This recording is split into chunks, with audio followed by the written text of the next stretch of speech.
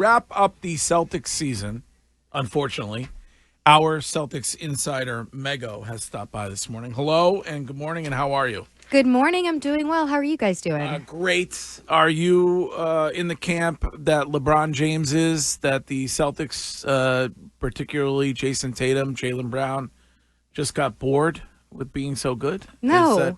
Okay. That's such a silly idea to me. Like, bored of going back to back for the first time for this franchise since 1969. I don't think that there was a lack of focus with this group overall. Now, every team in the regular season has ebbs and flows when it's as long as the NBA season is. But the biggest issue for this team was health.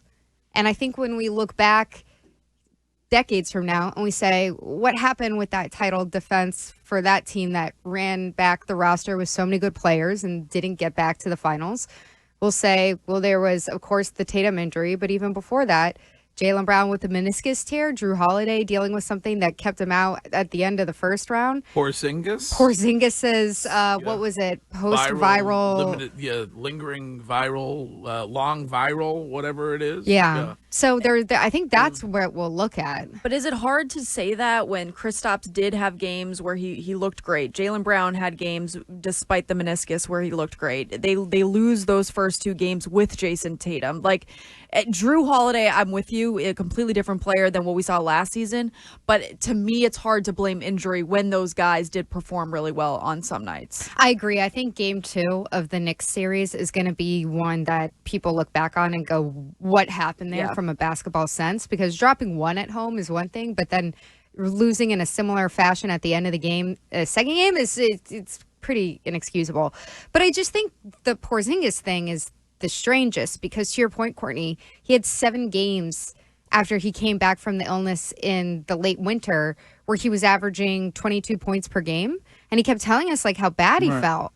And everybody was thinking, well, you look pretty good on the court, so I don't know what's going on with you. And then it just seems like it got re-aggravated through these last 2 series. Mego, Go ahead. No, the thing I was going to say, I understood what LeBron was saying, but I think he used the wrong word. I wouldn't say bored. For me, it was complacency, because when you're up 20 or complacency, or you think you can just roll the ball out or turn the switch off whenever you want, because that's what games 1 and 2 looked like to me. And that's what I would say that I think hit them this series, where they kind of got complacent, took their foot off the gas a little bit, and it bit them in the ass because in the third and fourth quarter of those first 2 games, you went ice cold and they got hot. I think that there's definitely something to that. Like games 1 and 2, Brad Stevens said at the press conference that I went to a couple days ago, that's where the series was lost. In games 1 and 2, in reality, that they blew those 2 games in the series. But even then, it goes back to Kristaps Porzingis is somebody who I said for the last 6 months, you're going to need him for this title defense. Like, you need him healthy. And he wasn't able to be instrumental in any way in this series. But you brought up Brad Stevens. What is your guess at what does this team look like next season? It's going to be different, like, no doubt. The way that you're sitting here today, the latest that I saw was even before the tax penalty, you're $230 million in your payroll. So you're probably looking at having to shed somewhere between $20 and $25 million to get under the second apron. And you heard Wick Grossbeck say, like, no team in this league is going to stay in that second apron for more than 2 years. I think what's difficult here is that a lot of people are looking at the situation and saying, well, you could move on from Kristaps Porzingis or Drew Holiday, and both of those guys have around $30 million contracts. Unfortunately, because of how short your playoff duration was compared to what you expected, you're now showing everybody kind of your cards at the poker table. Everybody knows that you had to get under that luxury tax. And Kristaps Porzingis was sick for the playoffs, and Drew Holiday didn't look like himself. And Kristaps Porzingis is on an expiring contract, so maybe that's someone, if you want to move on from him, you wait until even the next regular season and move him ahead of the trade deadline. Drew Holiday has 3 years left on his. And so you get in this situation where it's like, are you just looking to shed salary? Are you looking to move other pieces, Sam Hauser, maybe like a core guy on the roster? I don't think that personally. I don't think they should move on from core guys at this point, even with Tatum's injury. But everybody knew that there was going to be serious changes to the rotation. Well, you and Curtis would agree on that. Curtis, you want him to run it back as is, right? And just pay the penalty. Yeah, I don't know that the path back to championship contention is done with an entirely rebuilt supporting cast. I just think that is incredibly difficult to do. Brad Stevens is excellent. I think if anybody could do it, it would be him. But it is where the Celtics found themselves in that injury to Tatum, you know, despite what you thought it might do to the series, is just such a devastating blow. Because it's so hard to get where the Celtics are. The NBA, the parity, you see it across the sport. And they were by far and away the best team in the NBA when healthy and right.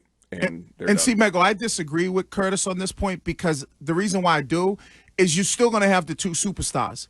So you might be down a year, but when Tatum comes back, you're still, if you don't move on from Jaylen Brown, you still have the two superstars, and you're able to build that new dynasty or that new potential dynasty or championship team, I should say, around those two. It's not like you're going to now have to try to find, like when OKC got rid of their core, they're like, all right, who's the next guy? And they had to wait for SGA.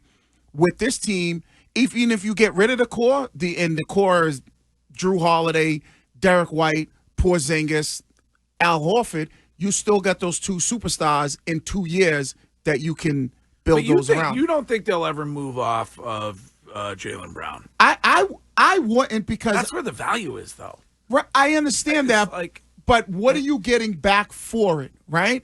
And my thing is, if you keep the two, when you say, all right, Jaylen next year, and then we move on from under these pieces to get lower, and maybe a team's not as good, the following year you got Jaylen and Jason, and you could probably add another third max contract, and you're right back to being a contender. My opinion is that obviously Jason and Jaylen are still the plan for whatever your core is. And Derek White is on an extremely team-friendly contract, and I think a fringe all-star contender every year. So but you can you get would want to something keep for him.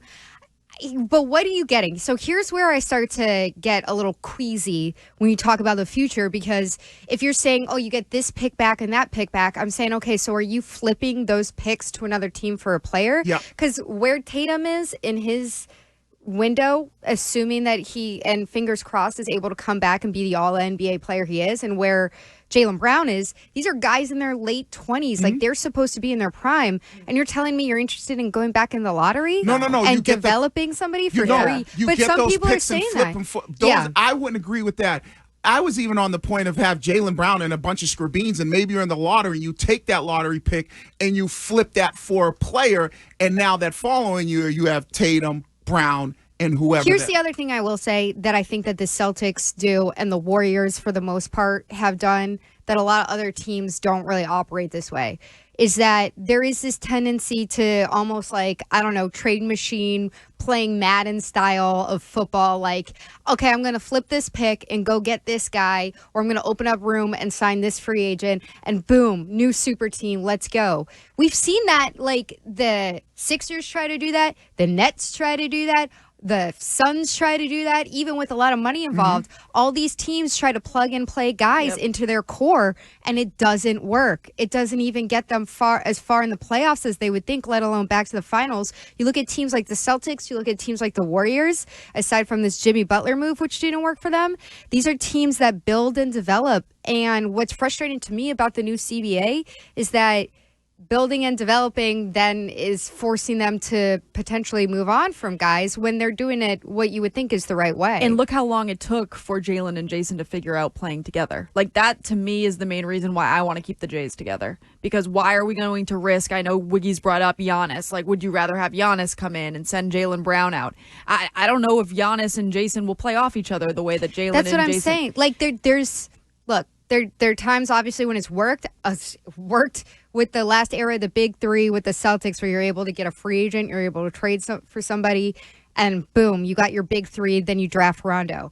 I just think that in this modern era of the NBA, the way that the Celtics have done it is the right way. And I would rather keep rolling with your drafted players who play well off each other and can win a championship. Well, it's going to get interesting. We loved having you on all season long. Oh, thanks. I'm sad I've loved being here, guys. It ended early. Do you golf? I don't. Okay. I know. Would you like to take Shime on in the not next to match? tread into these waters. Like, I don't like doing things that I'm bad at. Yeah. So you Shime can't does. get good at golf until you're bad first. And I'm just not interested in that as an adult. Yeah. Shime, we're going to be hosting on Monday together. So hopefully this blows over by then because I don't want to deal with these It probably calls. won't. Yeah. No, this is a tattoo. Yeah. At least a year. Are you guys doing this show Monday morning? I believe we are, yes. Yeah. Oh, okay. 6 a.m. to Nice. 10 a.m. All right. It'll be an easy Excellent. dub for you against Shine Mego, so don't even sweat Yeah. it playing golf. I like Easy going to the dub. driving range, but Yeah. I Just don't be know. aware he doesn't show up until about an hour and a half into things. All right, you're the best. He's got like a sad smile back Yeah. there. You're okay, Shime. Have been a a great long Memorial day. Day Yeah, weekend. you too, Any guys. big plans? You traveling or hanging around? I'm working. The I'm weather working, stinks. but that's the thing. It's like I don't yeah. even feel bad because it looks like it's going to be upper 50s and Yeah. rainy. I might check out the NCAA finals for lacrosse championships down at Gillette on Saturday. If anybody's got a hookup, call your girl because Okay. I'm All trying right. to You get could get tickets one. We can get to you a hookup. Syracuse, Yeah. Maryland. Yeah, we'll get you Let's hooked go. up. All right, Mego, thank you.